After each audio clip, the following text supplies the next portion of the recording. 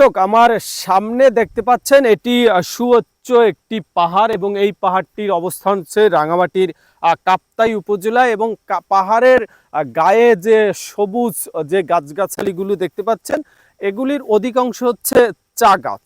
অর্থাৎ এই পাহাড়ের ঢালে ঢালে চা চাষ করা হচ্ছে। এই পুরো এলাকায় বেশ কয়েকটি পাহাড় রয়েছে এবং এই সমস্ত পাহাড়েই চা চাষ করা হচ্ছে।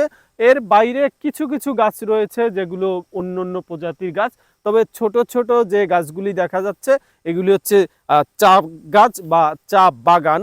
বিশেষ করে আমাদের সিলেট, শ্রীমঙ্গল বা মৌলভীবাজারে তো প্রচুর পরিমাণ চা চাষ করা হয়, কিন্তু রাঙামাটি তো এই কিছু কিছু পাহাড়ে চা চাষ করা হয়, কিন্তু এটা খুব একটা মানুষ জানে না বা এই সমস্ত এলাকায় মানুষ খুব একটা চা বাগান দেখতে আসে না। তবে রাঙামাটিতে যে কয়টা চা বাগান রয়েছে তার মধ্যে এই চা বাগানটি সব থেকে বড়। এখানে প্রায় 10 থেকে 15টা পাহাড়কে একত্রিত করে এই বাগানটিকে তৈরি করা হয়েছে।